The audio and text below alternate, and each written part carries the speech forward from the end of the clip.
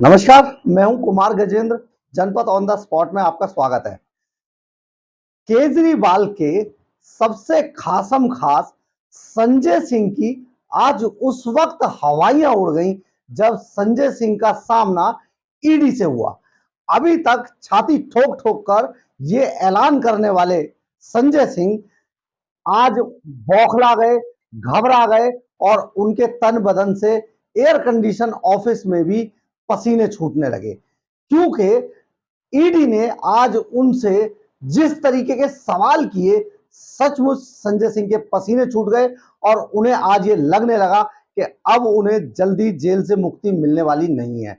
वो भी मनीष सिसोदिया और दूसरे जो सत्येंद्र जैन और दूसरे जो लोग हैं, उनकी तरह अब लंबे समय तक उनका अगला पता तिहाड़ जेल होने वाला है। ये सारी चीजें आज संजय सिंह के साथ हुई और संजय सिंह के साथ जो भी हुआ वो आज सचमुच संजय सिंह को ऐसी उम्मीद नहीं थी, क्योंकि इतने सारे डिजिटल सबूत, इतने सारी लोकेशंस फोन की, इतने सारे लोगों के नाम आज संजय सिंह के सामने ईडी अधिकारियों ने रख दिए और संजय सिंह के तन बदन से पसीने छूटने लगे।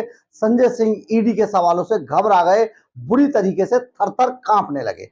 दरअसल हुआ क्या, इस पूरे मामले में आज अब धीरे धीरे परतें खुलनी शुरू हो गई है।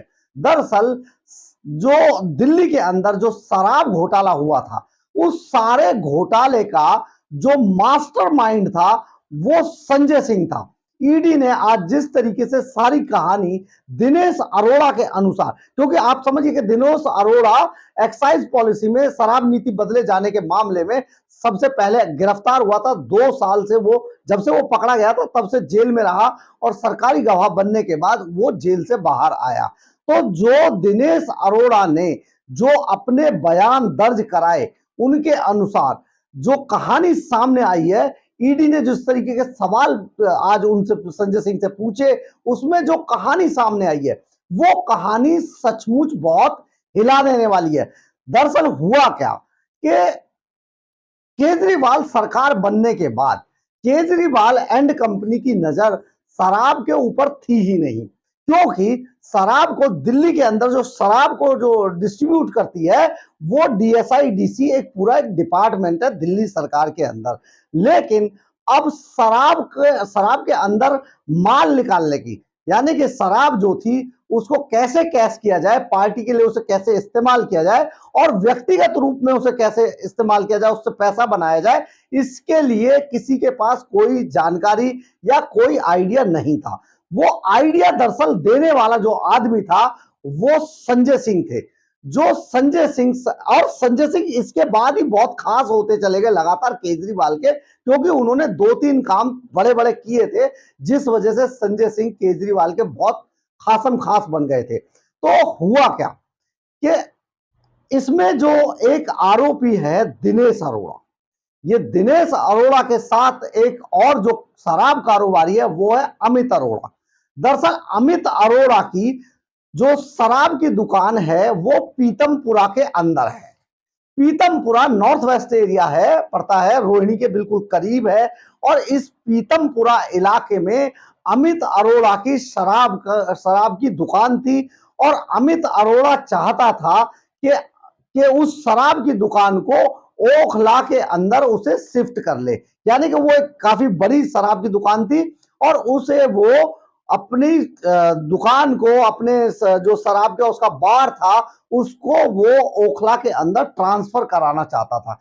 वो इसके बाद अब वो जब वो किसी ऐसे मिडिल मैन को वो तलाश रहा था जो दिल्ली सरकार के अंदर उसकी जो काम था उसको आगे बढ़ा दे, उसकी मुलाकात इसी दौरान संजय सिंह से हुई। संजय सिंह को उसने अपनी ये प्रॉब्लम बताई और संजय सिंह से वो मिला उसके घर पर। संजय सिंह को जब उसने ये सारी बात बताई तो संजय सिंह उसे लेकर, यानी कि अमित अरोड़ा और दिनेश अरोड़ा को लेकर वो मनीष सिसोदिया के पास गए और उन्होंने बताया कि उनकी जो ये ट्रांसफर करने की जो फाइल थी ये मनीष सिसोदिया के पास फंसी हुई है और वो वहां से उसे निकलवाकर उसका ट्रांसफर कराना चाहते हैं। तो संजय सिंह ने ये फाइल, ये काम उसी वक्त मतलब कि जो पैसा लेना था वो लिया इस मामले को लेके, लेकिन उसी वक्त वहां से ओखला के लिए उसकी फाइल पास करा दी और अमित अरोड़ा का जो शराब का कारोबार था वो पीतमपुरा से निकलकर ओखला तक जा पहुंचा। और ओखला में जब इनका काम हो गया तो इस वजह से बहुत सारी मोटी चीजें, बहुत सारे गिफ्ट्स वगैरह दिनेश अरोड़ा और अमित अरोड़ा के जरिए इनको दिए गए थे, संजय सिंह और मनीष सिसोदिया को। तो जब मनीष सिसोदिया और संजय सिंह को यह सारी चीजें दी गई तो यहीं से इस आईडीए की एक नींव पड़नी शुरू हुई। और इस आईडीए की नींव पड़ते पड़ते शराब नीति बदले जाने तक ये पूरी एक प्लानिंग बन के खड़ी हो गई। और मनीष सिसोदिया और संजय सिंह ने बाकायदा दिनेश अरोड़ा को दिल्ली के अंदर जितने भी शराब कारोबारी थे उनसे उहाई करने के लिए, उनसे पैसा इकट्ठा करने के लिए और एक्साइज डिपार्टमेंट का डर दिखाकर उनसे पैसा इकट्ठा करने के लिए एक तरीके से दिनेश अरोड़ा को अपॉइंट कर दिया था।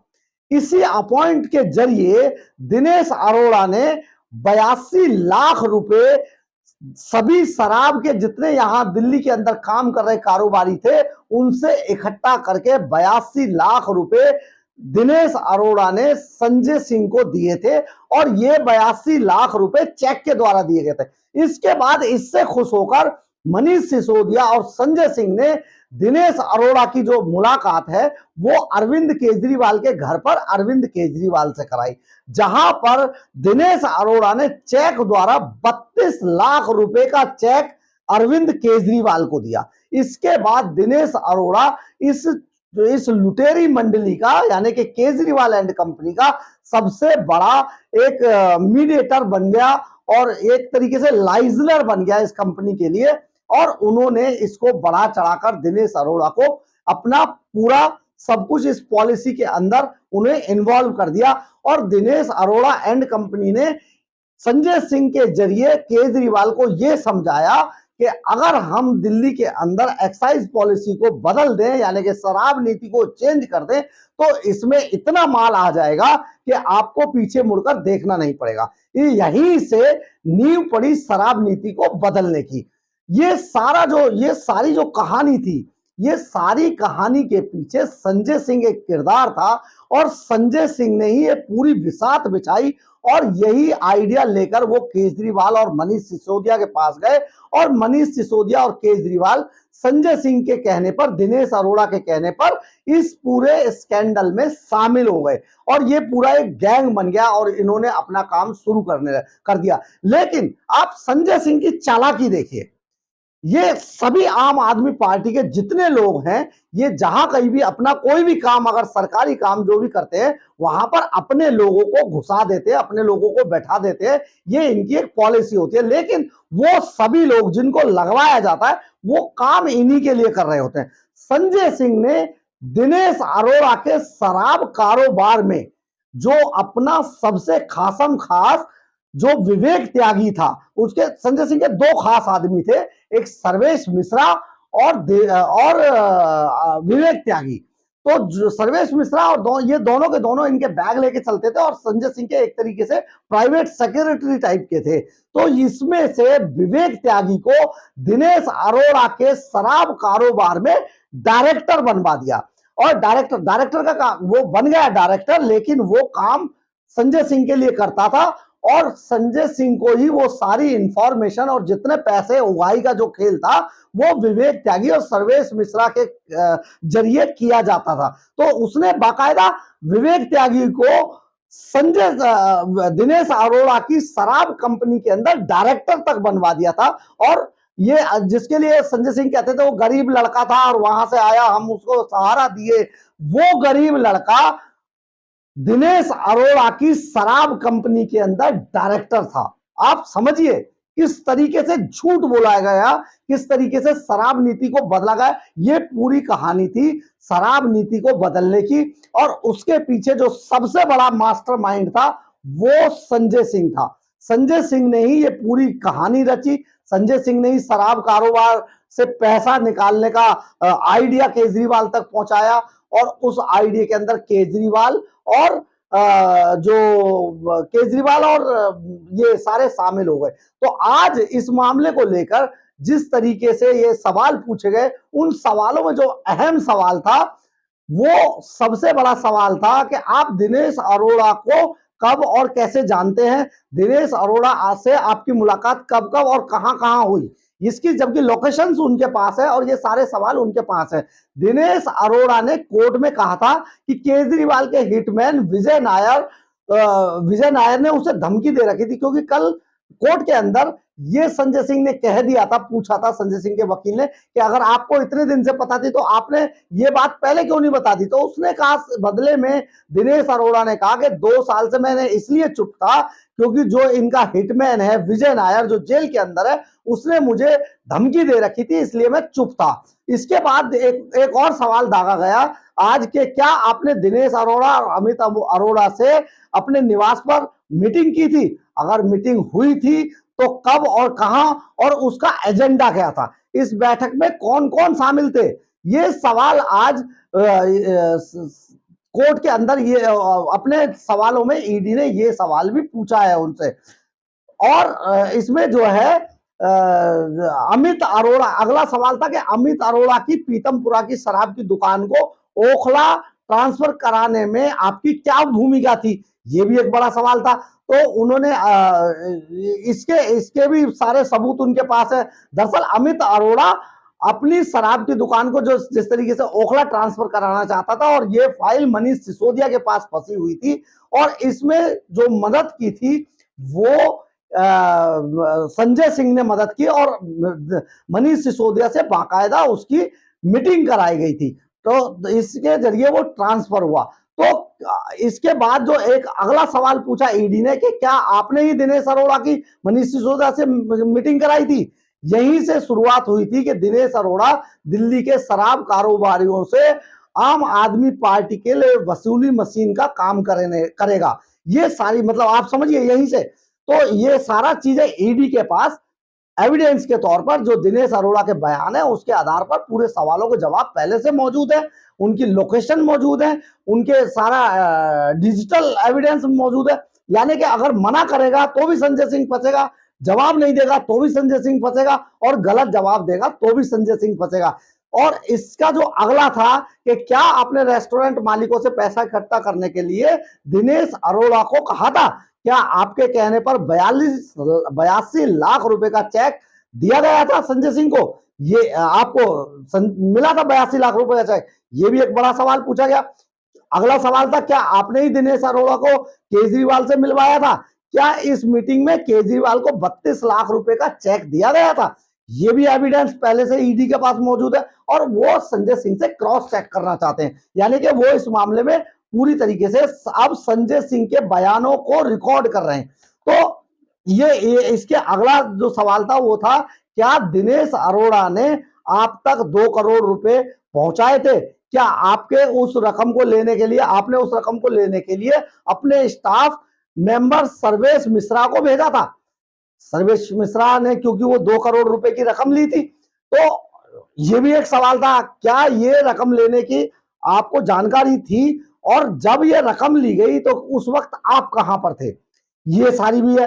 एक्साइज पॉलिसी की जो मीटिंग में शामिल थे, क्या आप, ये भी पूछा गया, क्या आप जो एक्साइज पॉलिसी जो बनाई गई थी उसकी ड्राफ्टिंग मीटिंग में आप भी शामिल थे? क्या आप शराब कारोबारियों की बैठकों में शामिल हुआ करते थे? ये रकम आपको पता था कि आपके स्टाफ ने, विवेक त्यागी ने ये रकम ली है? और विवेक त्यागी क्या उसकी, जो दिनेश अरोड़ा की कंपनी में, शराब कंपनी में जो डायरेक्टर था, तो क्या इसकी जानकारी आपको थी? ये सारे सवाल आज ईडी ने संजय सिंह से पूछे, क्योंकि उनके, अगर संजय सिंह इसमें गलत जवाब देंगे तो, क्योंकि वहां पर पहले से ही दिनेश अरोड़ा के बयानों के आधार पर और दूसरे लोगों के बयानों के आधार पर ये सारी एक सवाल तैयार किए गए थे, और इनके सारे डिजिटल जो सबूत हैं वो आप पहले से उनके ईडी के पास हैं। तो अगर इसमें झूठ बोला गया तो संजय सिंह फंसेगा ही फंसेगा। इसलिए आज संजय सिंह लगातार परेशान होते रहे, दुखी होते रहे, पसीने बहाते रहे, लेकिन ईडी ने जो काम अपना करना था वो किया। आप समझिए कि जो संजय सिंह का एक बड़ा खास आदमी विवेक त्यागी जो था वो अभी गायब है, जबकि सर्वेश मिश्रा स्पेशल सेल में आज पहुंचा था। वहां उससे जो सवाल किए गए, जिस तरीके से पूछा गया, उसकी हाजिरी लगाई गई, तो जल्दी ही उम्मीद की जा रही है कि सर्वेश मिश्रा और विवेक त्यागी को भी गिरफ्तार कर लिया जाएगा, क्योंकि वो जो दो जितनी भी उहाई अभी तक संजय सिंह के लिए की गई है उसमें विवेक त्यागी और सर्वेश मिश्रा की भूमिका अहम रही है, और वो सब संजय सिंह के सारे काले कारनामों को ये दोनों लोग जानते हैं। जितनी भी उगाही की जाती थी ये इन्हीं के जरिए की जाती थी। और आप समझिए कि एक लड़का जिसे कह रहा था संजय सिंह, वो लड़का दिनेश अरोड़ा की शराब कंपनी के अंदर डायरेक्टर निकला। एक बड़ा मामला, बड़ी चोरी, बड़ी लूट, और आम आदमी पार्टी जो अपने आप को भ्रष्टाचार मिटाने आई थी उसने किस तरीके से दिल्ली के लोगों पर एक बोतल के साथ एक बोतल फ्री, एक अद्दे के साथ एक फ्री, और एक्साइज पॉलिसी को बदलकर साउथ लॉबी से, साउथ की जो शराब लॉबी थी